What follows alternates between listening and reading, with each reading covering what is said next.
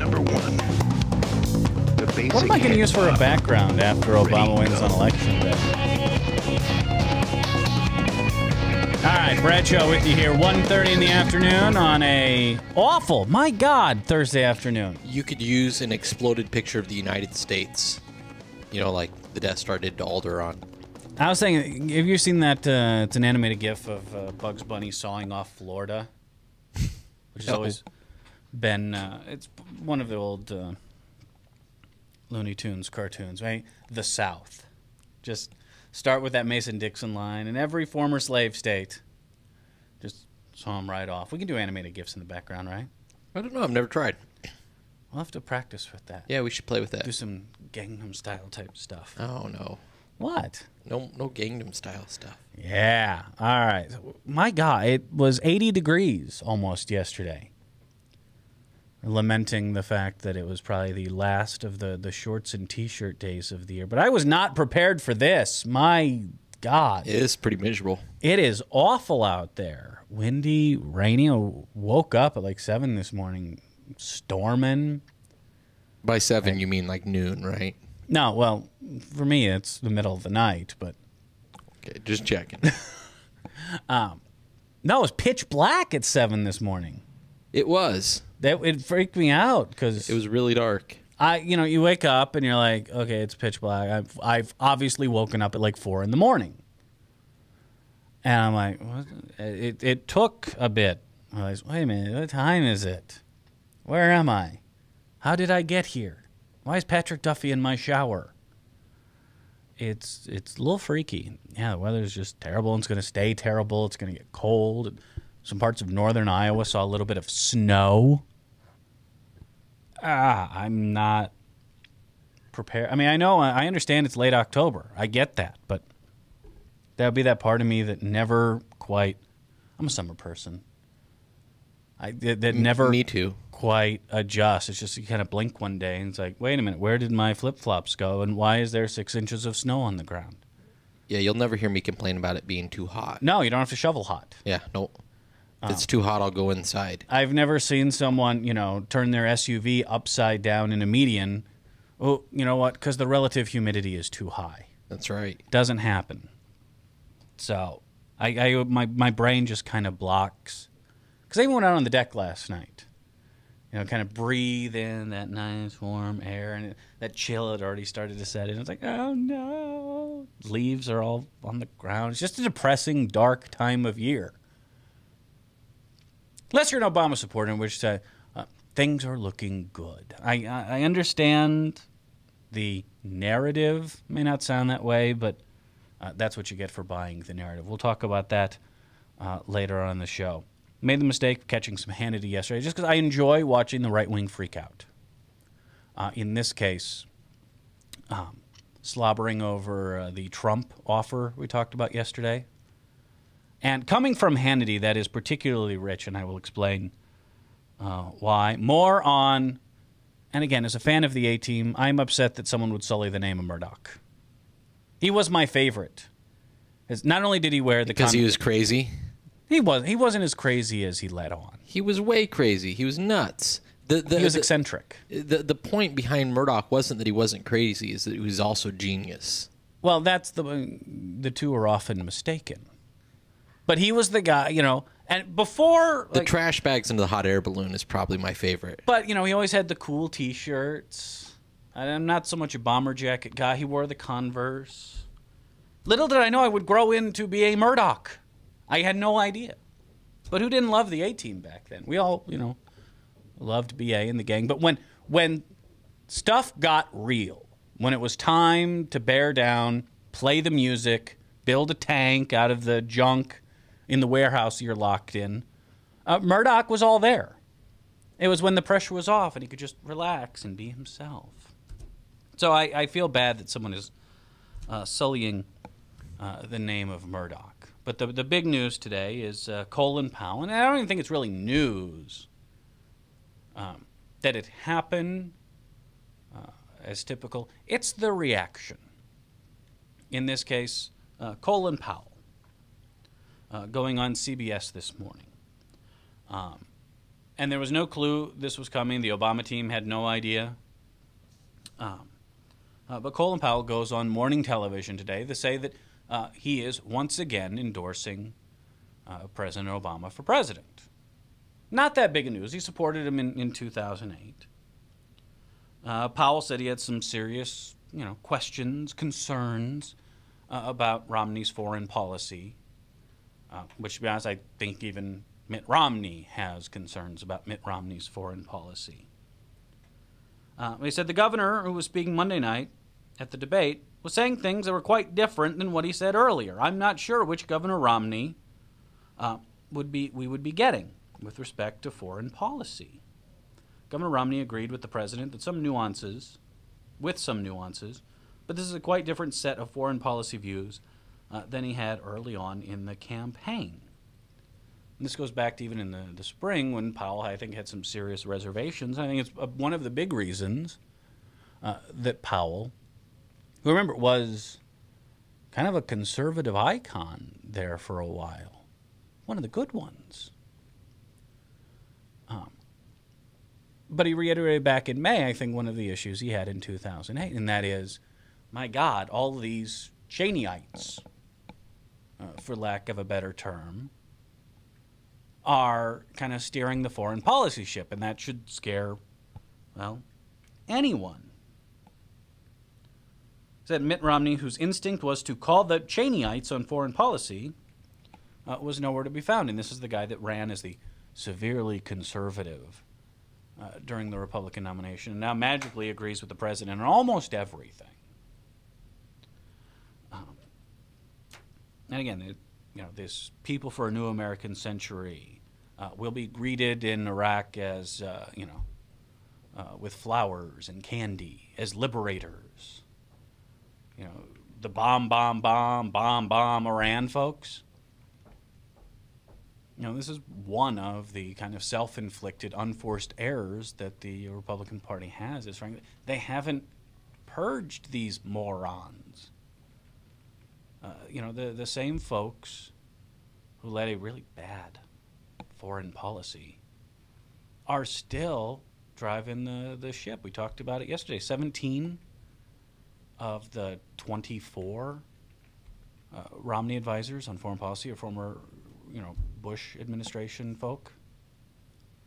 And he picked up most of his people from groups like the People for the New American Century, the folks who spent most of the late 90s trying to convince Bill Clinton to invade Iraq because it would be a great idea and what could possibly go wrong. Well, in the 90s, we had a president who was smart enough to ignore them. In the aughts, not so much. But again, it's not, I don't think, a surprise to anyone. No one expected it today. The Obama team said, well, we had no idea, but we appreciate the endorsement. It's the response, not just from the rabble, even John McCain. You disappoint us, talking about Colin Powell. You have harmed your legacy even further by defending what is clearly the most feckless foreign policy in my lifetime. And that's actually kind of a muted response. If there's an issue that involves a person of color disagreeing with the Republican Party, my go-to source, Schadenfreude, really, again, this is not high-minded debate, I'm open and honest with this, is to go to the Fox Nation. Fox made the very smart decision to not put a comment section on their actual news site because, they know their audience. So they created this Fox Nation, which is, the New York tabloid-style headlines, a little inflammatory, but also very participation-oriented. So if anything pops up in the news about, say, Michelle Obama, who's kind of a Fox Nation all-star, you can pretty much ignore the story because, let's be honest, it's the Fox News, basically, opinion section, so we know what they're going to say already. The comment section is what was really gold. And if you don't, go to the Fox Nation.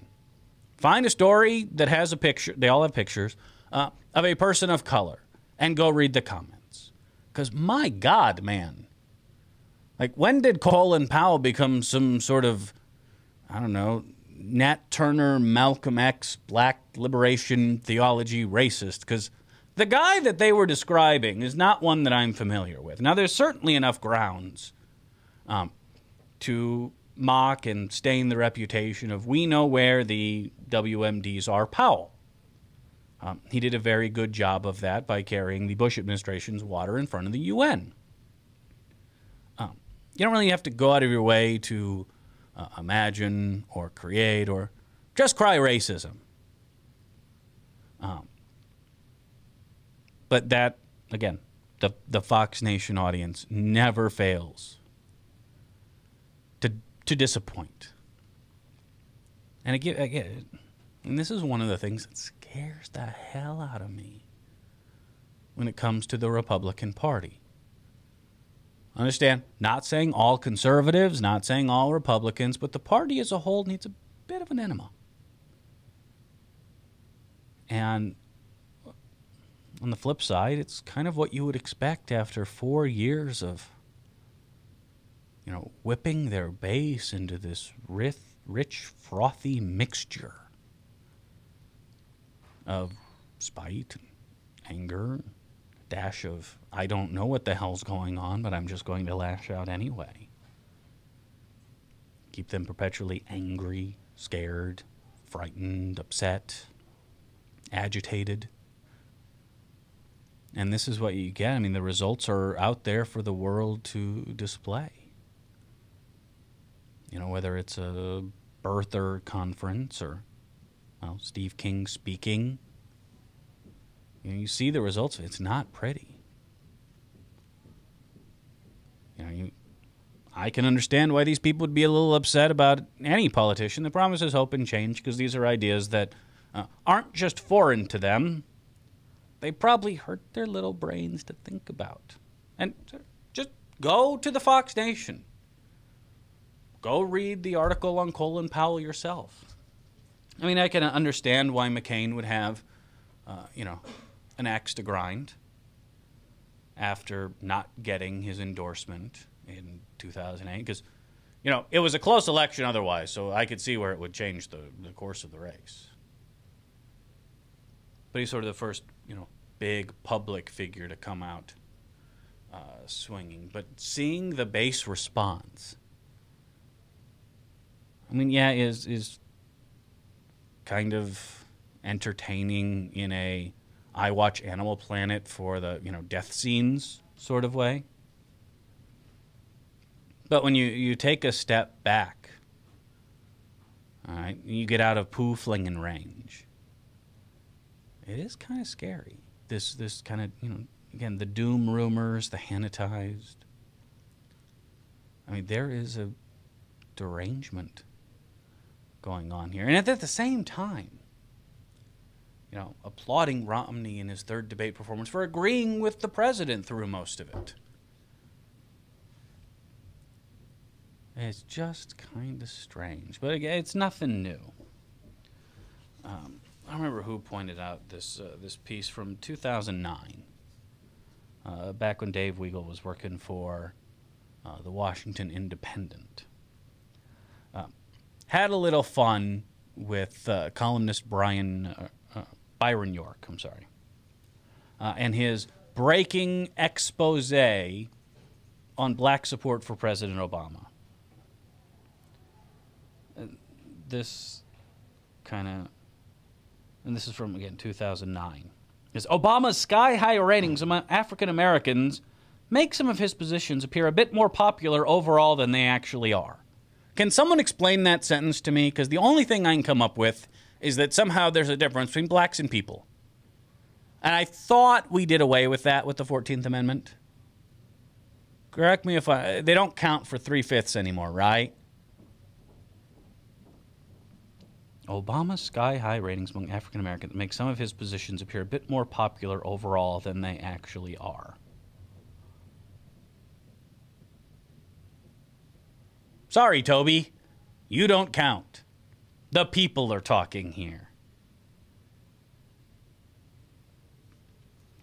Now, Weigel makes a good point of saying, so you're saying that the 2008 election came down to black people overwhelmingly supporting the black candidate. Weigel says, let's pick a random 2008 race between two white candidates. Say the North Carolina race between Kay Hagan and Elizabeth Dole. Both melanin deprived, can get into country clubs, whatever way you want to describe it. Shock. Kay Hagan, honky, wins 95% of the black vote.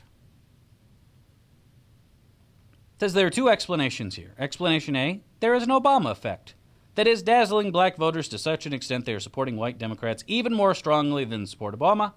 Explanation B, black voters strongly support the Democratic Party and have since the 1960s for a number of complicated reasons. I think explanation B is more likely, which is problematic for Republicans if they, like York, equate the actual support for Obama's policies with support from whites. And again, as a country, even since 2009, has gotten browner, gotten darker. And within our lifetimes, we will be a majority-minority country. And may I speak for the white males, right? Guys, dudes, turn off SportsCenter for a second. Put down your Miller 64. We've had a good run, and we've certainly used our leverage to our advantage. It's okay that things change. That tends to happen over time. Let it go. No asking about White History Month or White Entertainment Television. You kind of make yourself sound like a douche.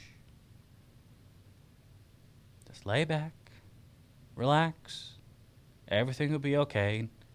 Hopefully our new minority overlords will be nicer to us than we were to them. We can only hope, right? Don't worry, we Democrats have tried to blaze a good path.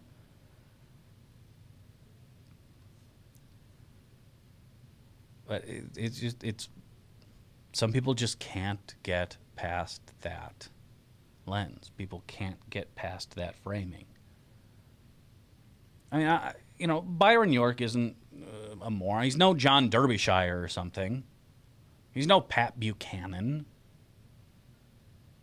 But to sit down in front of, I don't know, your old typewriter and, I have a genius insight. The people don't support Obama's policies because there's so many blacks out there. Could at least get to separate but equal.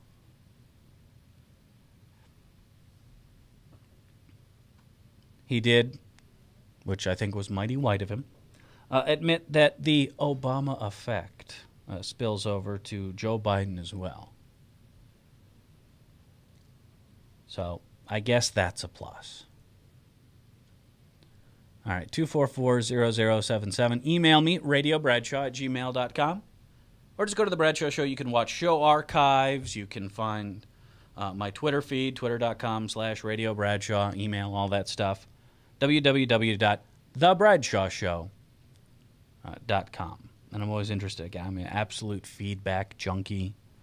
Whatever you got, I will take. I'm always interested in what people have to say. And when we come back, some interesting responses to our conversation yesterday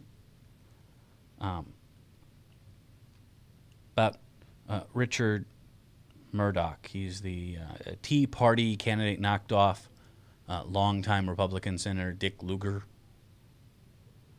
and is now actually turning the Indiana Senate race into a contested contest. I mean, Dick Lugar was going to moonwalk away with that race. Joe Donnelly was offered up just as a sacrificial lamb. You can get away with not contesting some, state house seats. You kind of have to contest a U.S. Senate seat. if only for something like this to happen. And, well, Murdoch talked again yesterday, and it's about as good as you think it would be. And we'll talk about that when we return here on The Bradshaw Show on Webcast One. Thanks for watching. Stay warm. From the RE/MAX Real Estate Concept Studios, this is Webcast One Live. I'm Brian Leach, owner and general manager of Service Legends. I brought along a couple of the home comfort heroes. Hi, I'm Tammy Wells. I am Nick Wondershot. I'm administrative manager I am the senior technician. from Service Legends. It seems like every good thing, when you feel it to the bone that it's good, there's a lot of hard work put behind it. I don't think that you can fake it and have it turn out good. You know, if we seem like, okay, that's just weird, it's just a furnace, why would you believe so deeply in a furnace? It's not just that, you know, we want to show the world that you can have good service. Yeah, I mean, it's got to be, it's your home. You know, it's built into our daily trainings, it's built into our culture, that we're gonna do whatever it takes to have each client say they love us, period. That's why we spend all the hours in the training that we do. And if we guarantee it's going to be a good experience for you, or else it's free, what type of work do you think we're going to do? There is a guarantee. Temperature selection guarantee, fixed right or it's free guarantee, comfort guarantee, best value guarantee. All of these guarantees hold us accountable to ensuring that we exceed your expectations. And if for whatever reason we'd fail and we can't make it right, we guarantee all of those guarantees with a 100% money back guarantee. I mean, if you don't think that your technician can fix it right, are you gonna say that to a client? No. You don't have to worry about having a technician come to your house. We drug test, background check all of our team members. We put safe people in your home. Each and every one of our service techs, 400 hours a year in training. You tell it the minute they walk in the door. They know what they're doing, they've done their homework, and they actually truly care about what you want. Because at the end of the day, you're the person that makes sure I have a job. They're gonna be listening. They're gonna wanna know what your challenges are. Then they're gonna come and give you options, and you get to choose. If I'm there to help and I make it easy and painless, I did my job right that day. Well, when it comes to your comfort, safety, and your family, you know, you don't necessarily go buy the most expensive, but you get the most bang for your buck. Oh, it's worth it, because there's a lot of people that will find a way to get it to work right now and then leave and then come back, charge you again, and the cycle just repeats itself. So when I'm out there looking at the furnace, I want to find why it failed today. How can we change the part today with something that you're not going to have to worry about? Is it worth changing the part today? I mean, you can put a lot of money into a furnace. I can fix parts all day. There's good job security in that for me, but is it the right thing for you? I get a lot of the phone calls of after the technicians are there. They're just in awe. They're like, wow, you guys are great. I mean, I don't even know what to say. You guys are great. Everything you did was perfect. It was great. Keep going though, I like this. Just give us a try. I'm gonna take all the risk. I've got the time to make this right. I've got the support to make it right. Just check us out. And if you don't see the value in what we do, I mean, fixed right or it's free or 100% money back. enough said.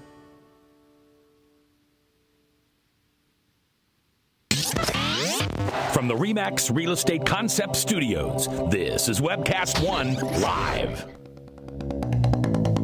Rock concert movement number 1. The basic head bob. All right. Ready, go. 153. Bradshaw with you here on a absolutely awful Thursday afternoon in the capital city. It is terrible. Do not go outside. Lock yourselves in your homes. Put on Netflix. Do whatever it takes. It's awful out, and it's going to stay that way for about 5-6 months. Sorry. All right, just go home, load up on Top Ramen or whatever, and emerge around the second week of April when the weather starts. Around Visha is when the weather seems to turn. Although with global climate change, hell, who knows? We could be wearing Bermuda shorts in February. They're saying another light snow winter. Which, again, for those of us who drive automobiles, sounds absolutely wonderful. But living in an ag state is a bit of a problem. All right, 244-0077. Email radiobradshaw@gmail.com. And follow me on Twitter, twitter.com/radiobradshaw. The Mixler, by the way, was not, it was broken. We look for things. Reginald made it work, so we are up and running there. If you want to just listen to the audio stream, you want to listen to it over Bluetooth in the car, we've got the hookup for you there. As well. So yesterday, Richard Murdoch He is the Tea Party candidate for Senate in Indiana. It should have been an incredibly safe Republican seat that is now a contest. I think the last numbers I saw, and Indiana doesn't get polled that often. It's not exactly a swing state. Showed, I think, Donnelly by losing by 2 or 3 points. Far closer than it should have been. Was still a relatively safe lead for Murdoch. But Tuesday night, in the senatorial debate, he decided to pull a King, pull an Aiken, join the list of Republican lawmakers who, for whatever reason, aren't smart enough to keep their mouth shut about what they believe. You know, whether, again, it's Todd Aiken with a complete misunderstanding of how a woman's body works. Again, a misunderstanding that is commonplace in anti-choice literature. And then you have guys who back him up, like Steve King, saying, I've never heard of a case like that. And I am a wise man who shoots rodents with a big gun from my porch, so I'm pretty worldly. I've never heard of such a thing occurring. But then again, Steve King also apparently... how old is he, by the way? Apparently never once in his life has considered whether states should be able to ban contraceptives. Because he doesn't know. He hasn't really thought about it. Never crossed his mind. Yet an issue that was settled back in the 1960s. Because there actually were states that banned contraceptives. Just for clarification purposes, what are you calling contraceptives here? Condoms. Okay. Just want to make sure, because... Yeah, Griswold versus Connecticut blew the doors off of that. Well, Even for married couples, no contraceptives. I just wanted to make sure you were calling contraceptives and abortion for what it is. Abortion is very separate from contraceptive. Okay, that's that all. would be Roe versus Wade or Planned Parenthood versus Casey. Yes, I'm just... Some people seem to like to tie those two together, and the former prevents pregnancy, the second ends pregnancy, and so there's a notable distinction. Yeah, but this was a kind of a response to, oh God, the pill. Women can control their sexuality. We can't have that. So that got blown out in the 1960s. Apparently, since 1967 to 2012, it's never crossed Steve King. Maybe he's spending too much time taking his grandkids to dog fights or something, but it never crossed his mind. I wouldn't think about that. Now, does anyone on earth truly believe that Steve King doesn't have a position? I mean, is that in any way, shape, or form believable? At all. But that's his answer, and he's going with it. Because Steve King, again, he may sound like a stupid backwoods hillbilly who shoots varmints from his porch with a gun. He's not stupid. He is smart enough to know that there are times as an elected official he should keep his opinion to himself because it will cause him electoral harm. Luckily, this new breed of Republican is not, well, that smart. So Murdoch says that, oh, you got praying for Murdoch. That's a gift from God. After spending a day rightfully getting smacked around for saying that, he did, speaking to a group of Republicans, say that yesterday was one of the toughest days of his life. And he acknowledged that he had created quite a firestorm. That today has not been a fun day. Professionally, emotionally, it's been one of the toughest days of my life, quite frankly. And I have to say, I feel really bad for his fifis.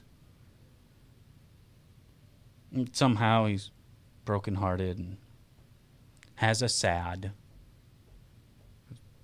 People are pointing out that he might be a little backwards.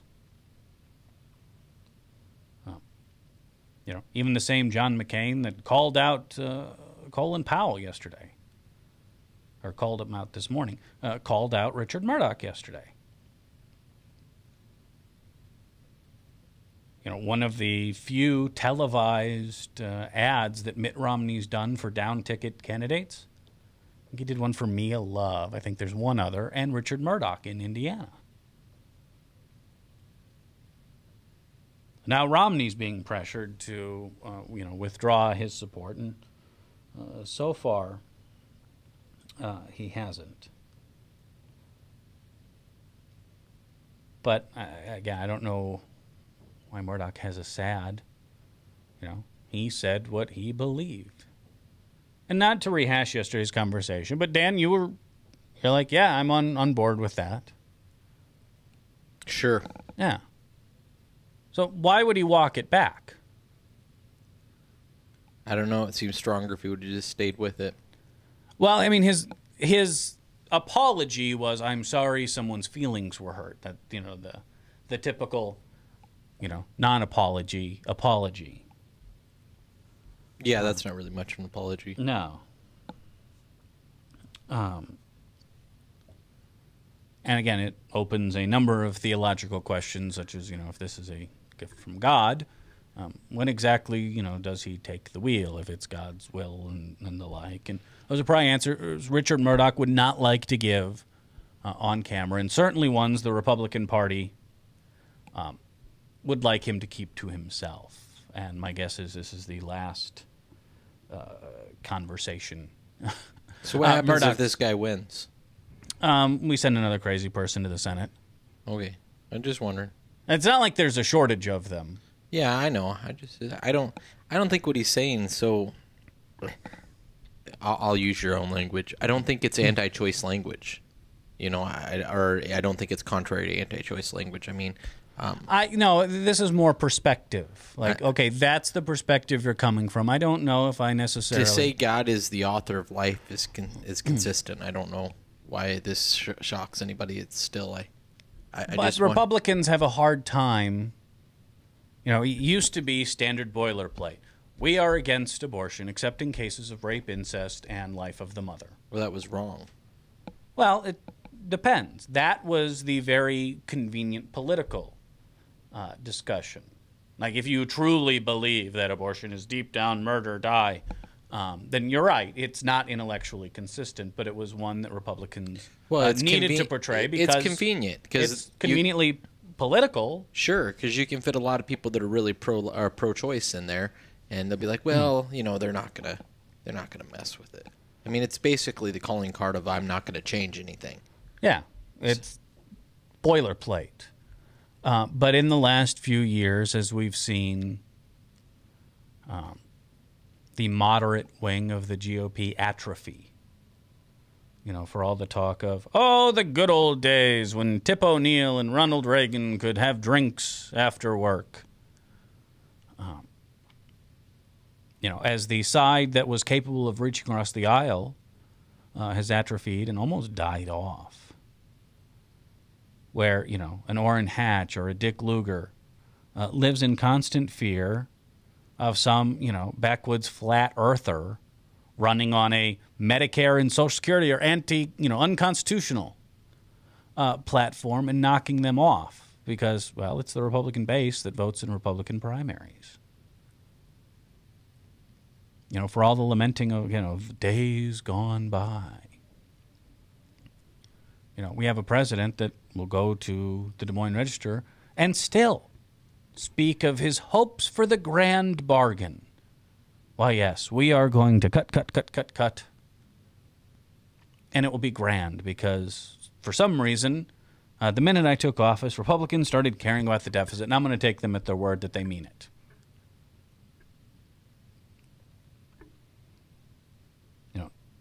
That arm that used to reach across the aisle has been gnawed off by angry retirees on rascal scooters carrying AR-15s and eating Chick-fil-A. So as this, moderate, centrist Republican apparatus is atrophied, the far right, again, abhors the vacuum, and they're going to take up that space. And now,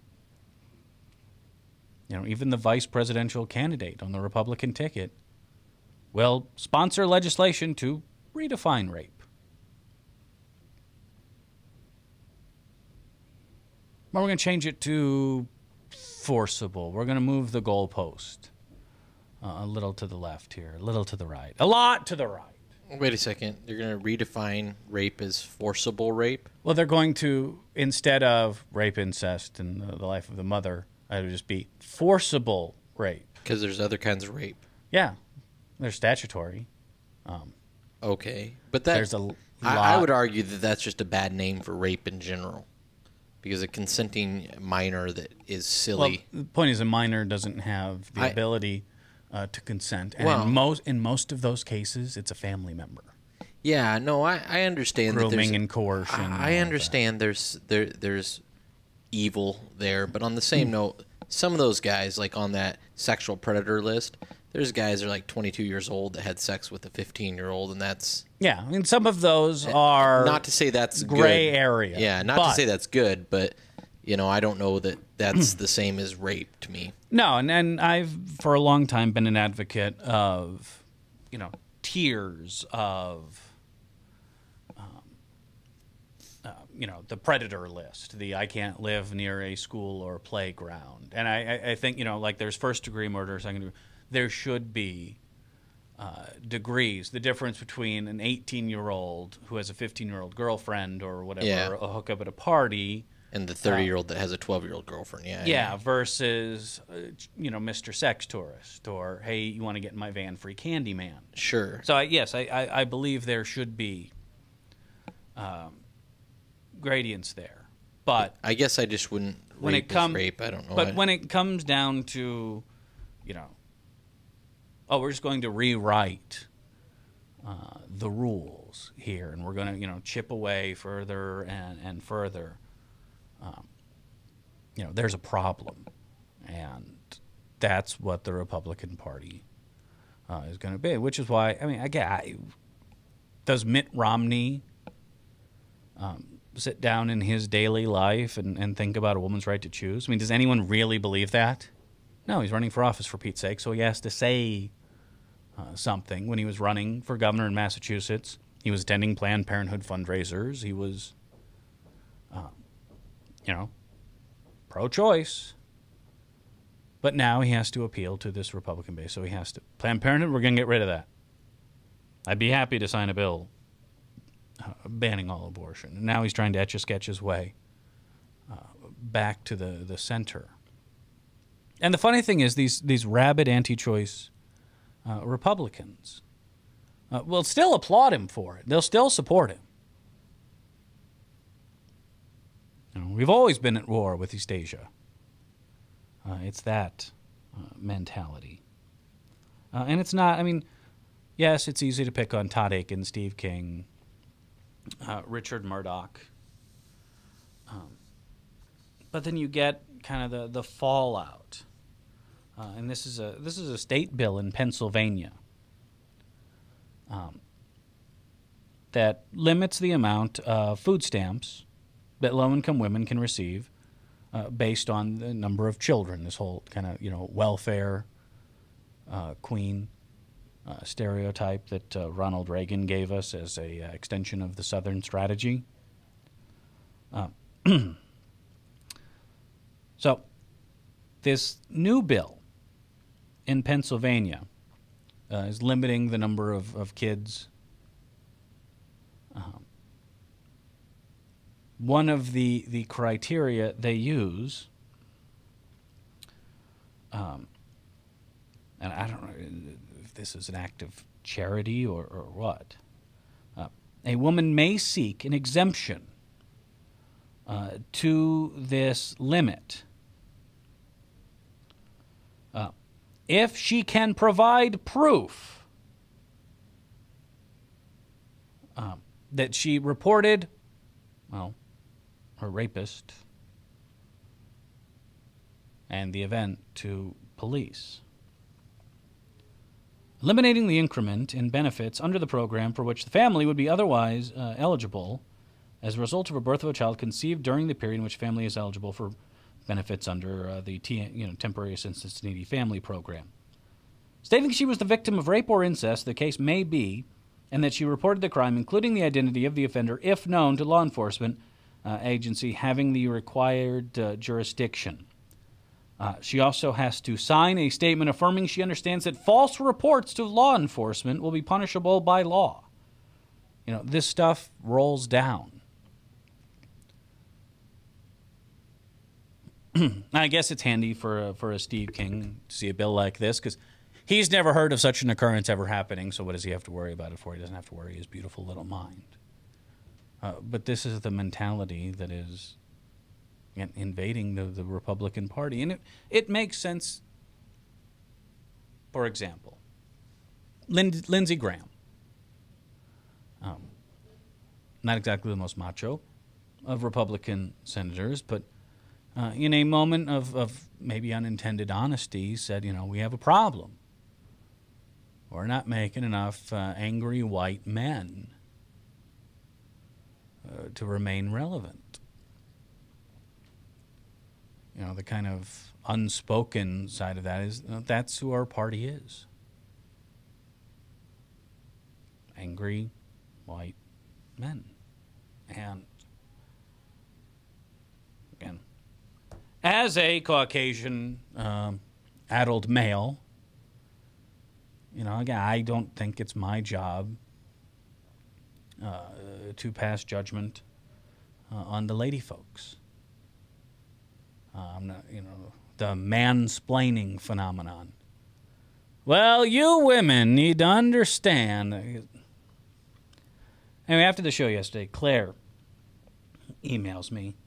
It was like, 2.5 hours after the show, so this one obviously had stuck in her craw. She said, I have so much more I'd like to say on the topic of women's rights. I'm sitting here at work, fuming. While listening to your talk, it's about time. I, for one, am disgusted and sick and tired of men speaking for me. It's about time women get a chance to speak for themselves. I don't consider myself a feminist because I don't believe that women should be above men. I'm an equalist. Someone who believes we are all equal, which I know is just ludicrous. Whenever I hear someone say, we aren't talking about a vagina, we're talking about a life, I think to myself, well, where's that life supposed to come from? Thin air, the stork, JCPenney catalog? I was always under the impression that life, otherwise known as babies, are born from a woman's body. That whole pregnancy process. Women have fought so long and hard for the rights we have. Why are we trying to take them away? Why are they trying to take them away from us? Because a black man is president, so white men need another group to oppress? Just stop it. Stop trying to take away people's rights instead of focusing on real issues at hand. In reality, what does a young, scared girl getting an abortion have to do with anyone but her and whomever got her pregnant? What effect does it have on some random anti-choicer's life? None.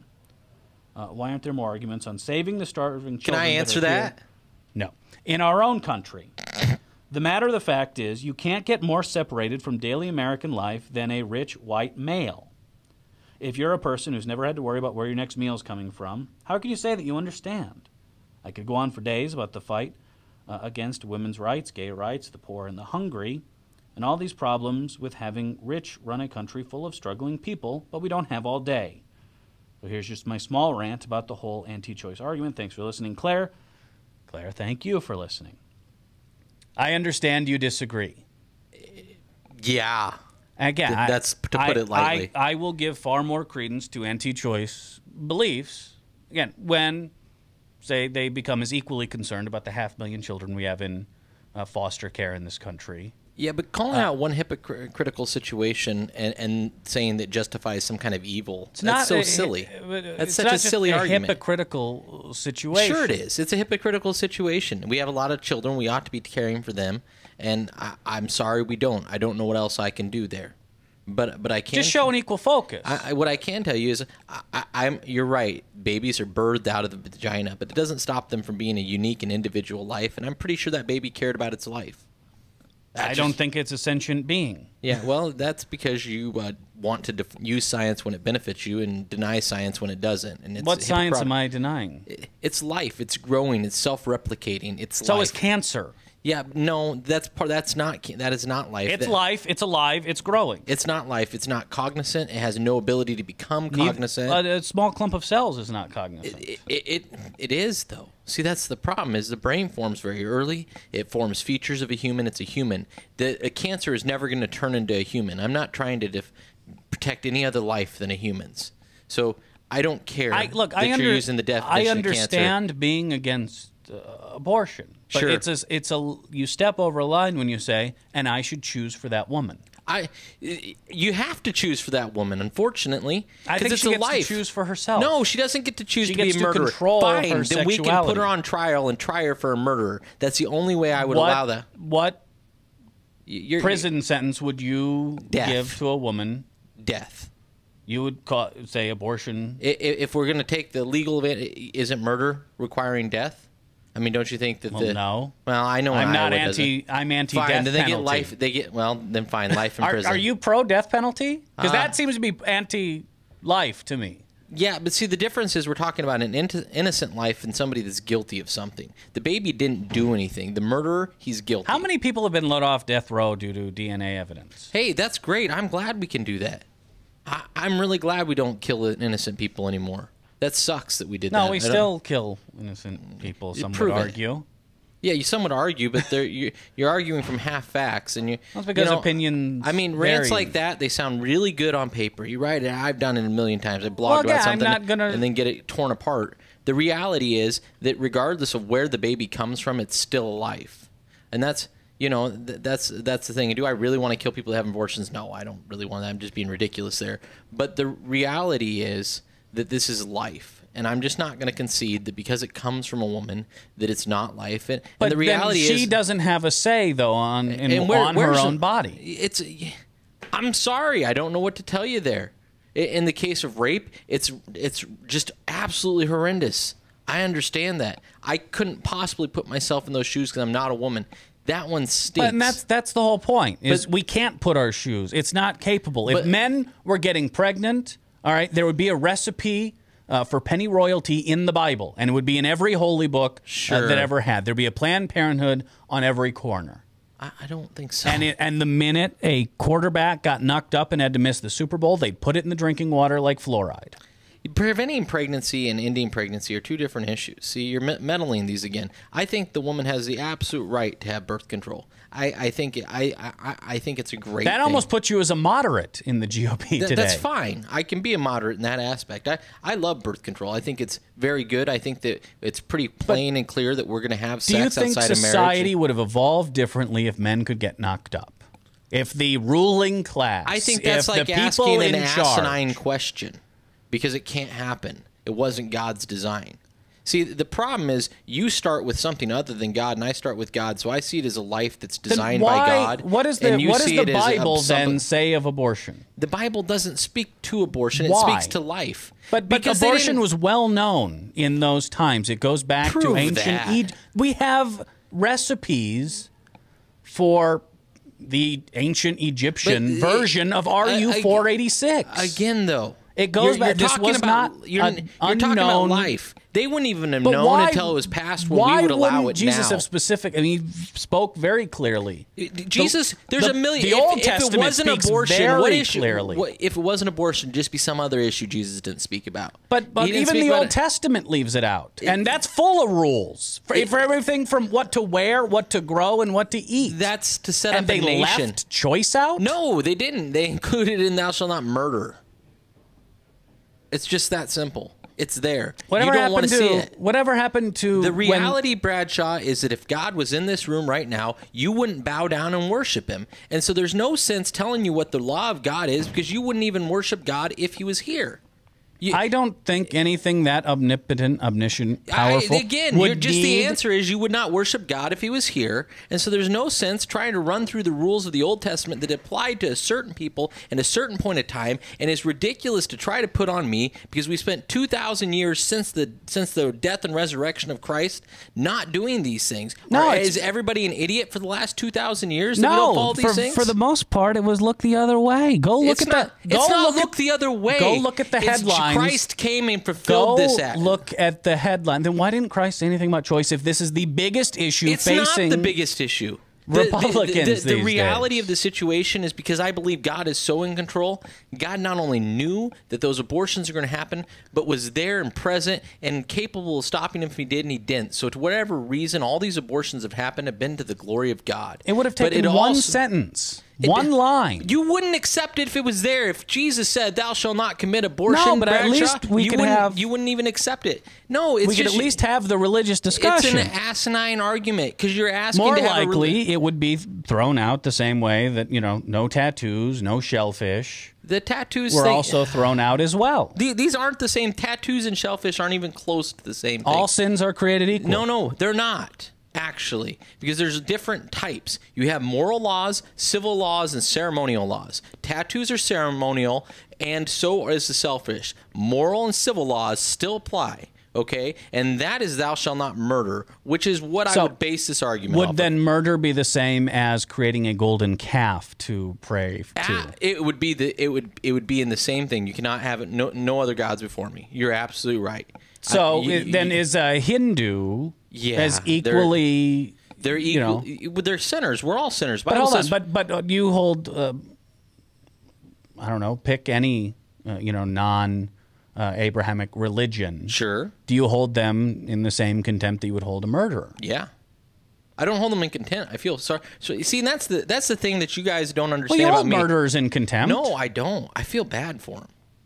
Because they've done something just grievously wrong that's even viewed in the eyes of the world as wrong, and they're going to stand before an almighty God, and they're going to be shaking in their boots going, God, I denied you, and I did this in front of you, and I did these things, and there's going to be no mercy given for some of them, and I hope that there's mercy given for some. Isn't that theirs to answer for? That doesn't matter. That doesn't mean I don't care about it. Bradshaw, there's a bus behind you. I'm just trying to push you out of the way. No one's saying you shouldn't care. No one's saying we shouldn't talk and have the discussion, but when...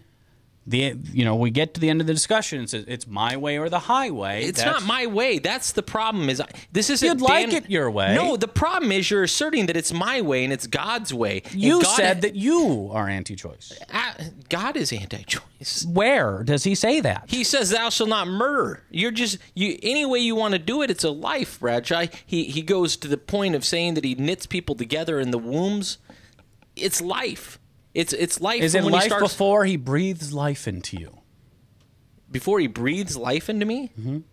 What do you mean breathes life into me? You're talking about like regenerated life, or are you talking about like how he raised Adam? Because the only one he breathed life into was Adam. Yeah, and then before that, was Adam alive? No.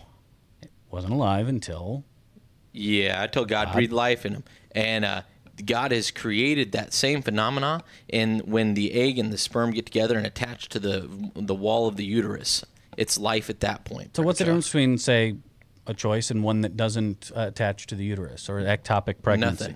Nothing. Can you eliminate an ectopic pregnancy? Yeah, because that's a non-issue. See, but now you're creating a false dilemma. No. Those are very real. But they are. But you're creating a false dilemma because you have where both die or one dies, and that's stupid. To say that you would kill both of them, and there are people that go down. There are absolutely I understand people that, but I'm not that guy. In the case of a utopic pregnancy where the mother and the baby are going to die, it's for certain, and there's no way at this point to save that baby. It absolutely makes sense. Let's say it's a less clear-cut case, like you're diagnosed with lymphoma 8 months in. You got a month to go. Now, your chances of survival improve greatly if you get the treatment now. Okay. Or you can wait a month. Well, let me ask you the question. Give or take. Let me ask you this question. Which life is more viable? Which one's going to last longer? The woman. No. That's if she's 8 months pregnant, first of all, the baby could be born now, so they could take it now. Second of all... Good point. 6 months then. Okay. Well, even 6 months. Then you would have 36 weeks is the threshold, so let's do it 35 just to be fun. Right? Or maybe it's 25. I don't know. Whatever that. We'll take it 1 week under that threshold. And it's immediate. She's going to die in the next week. Come on. I mean, this is... Not immediate going to die in the next week. Then she can wait till you get the treatment. But she can wait till the baby... I have a friend this just happened to. She got diagnosed with cancer, and she thought that her medicine that she was taking was supposed to make her fertile, and so she wasn't being careful, and she got pregnant. And she had to stop all her treatments, have the baby, and now she's back on them. You know, it's one of those things where the baby is going to live longer. And so in that case, I say do what you can to save the baby. And the mother will live or die by God's hand. The mother might disagree with that. But the mother doesn't. That's unfortunate. I don't know. It's a horrible circumstance. Should the mother be able to make that choice? No. No, she shouldn't be able to make the choice to end a life. No. Even to save her own? No. Can I kill you to save my own life? Would that be... If somebody came in here and put a gun to both of our heads and said, Dan, I'll kill you or I'll kill Bradshaw. All you have to do is tell me which one. Would it be morally right for me to say kill Bradshaw? From some points of view, yeah. But that's a stupid point of view. I agree. I'm not a big Ayn Rand fan. Yeah, the morally right thing would be to say kill neither, and let what's going to happen. I would advocate for the best medical care for both of them. I would never try to choose one in that. But you're saying a woman doesn't get to choose. I'm saying in that case. First of all, that's such a ridiculous thing that never happens. No, it happens every day. Are you kidding me? Here's the problem, though. You're talking about a few weeks, and most cancers take more than a few weeks. Okay, they just do. And I've had enough people die in my family of cancer and diseases. Very familiar with this process. Runs through my family too. So you're talking about something that takes weeks. The thought experiment is the more interesting. Your listeners are going to hate me. We're not trying to get this right. I mean, you got an extreme Christian for your producer.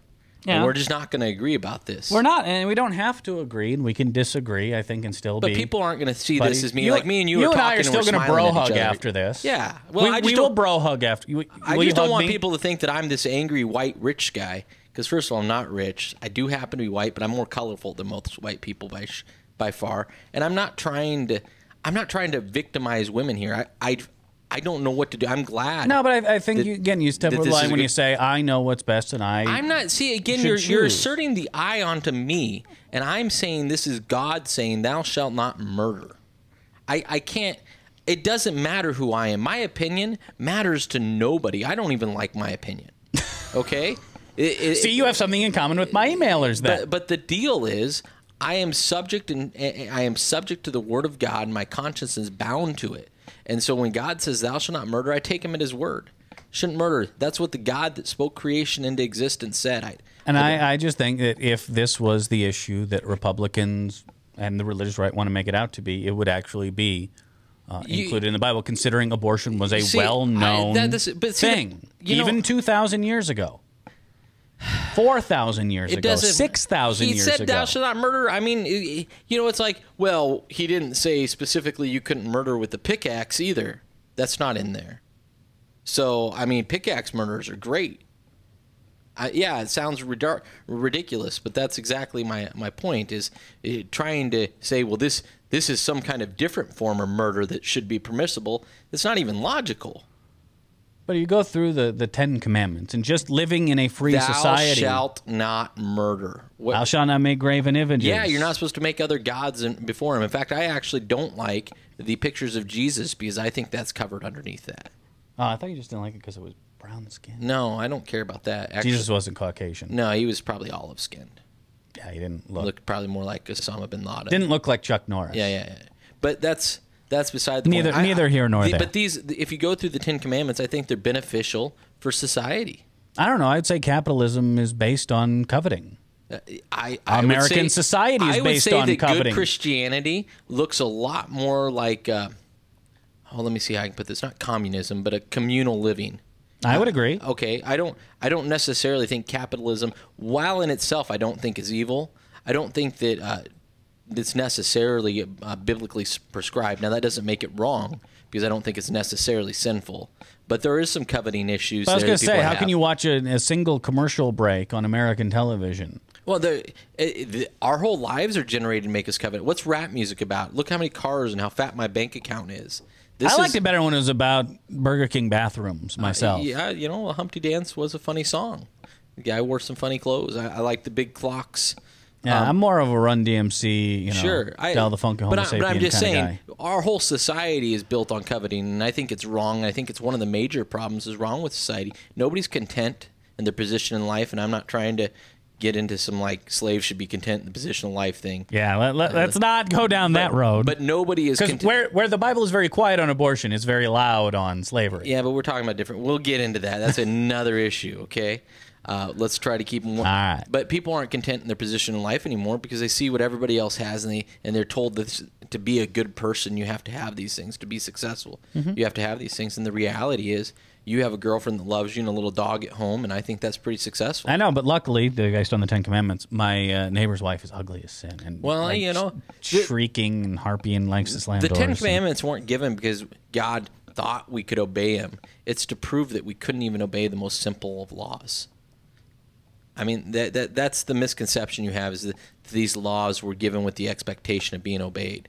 They were given with the requirement. But there were a lot of laws back then. You're talking about Deuteronomy and Leviticus, and again, we're talking about laws given to specific people in a specific time and place that don't apply today. People still, as part of their cafeteria plan, some picked. There are Christians in the USA today who believe that you should be put to death. Now, they probably wouldn't say it out loud, and they don't feel strong enough to act on it. Oh, no, they say it out loud. It's called theonomy. And they'll actually say it out loud. I'm not one of those. Most aren't. Most would just look down on you. And I'm better than, because the God I have created in my own image looks down on you too. Yeah, well, they're guilty of breaking the first commandment. It's kind of silly, and the ridiculousness and the arrogance of it. You know, it just comes down to this is in the commandments. It's thou shalt not murder. I think it's like the 9th or 10th.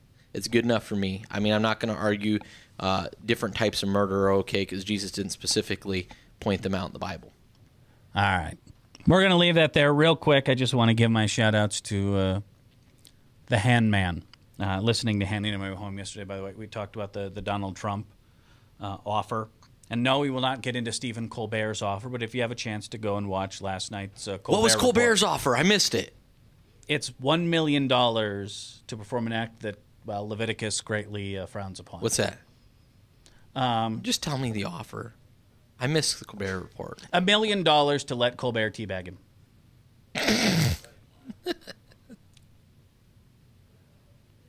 That's terrible.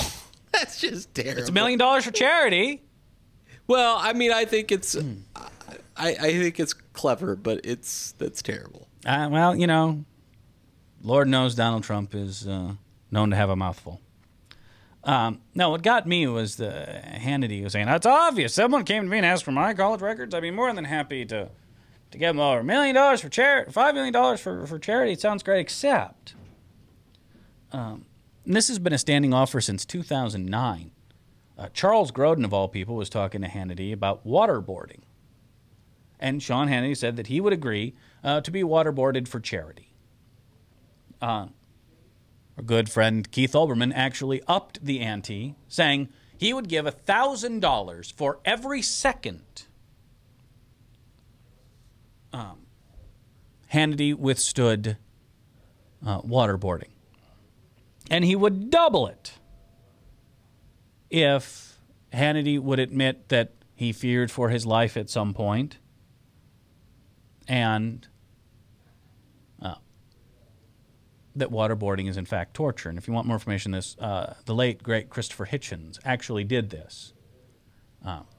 He hired some SEER trainers to waterboard him in his garage. I think he lasted 6 or 7 seconds. He came from the school of thought that, you know, hey, it's just some water poured on their face. What's a big deal? So it's funny that Hannity was all about the offer yesterday, but has yet to take part in the actual charity he agreed with, and the money would go to the children of troops, one of Hannity's favorite causes. So got a kick out of that one. Anyway, I appreciate the emails, the tweets, the texts, all that fun stuff. Email me at radiobradshaw@gmail.com. Go to thebradshawshow.com. Find my Twitter link there, at Radio Bradshaw. Follow me for fun, frivolity, and, well, more good poll news. And the race is in the bag. That just doesn't make you tune in to CNN's Wolf Blitzer Situation Room on election night if you knew that. Anyway, we'll reconvene tomorrow at 1:30. Until then, stay warm, stay dry, stay indoors. In fact, if you can, stay indoors till about mid-April when the weather gets nice again. I will see you fine folks tomorrow. Until then, go to the website, and thanks for watching here on WebcastOneLive.com.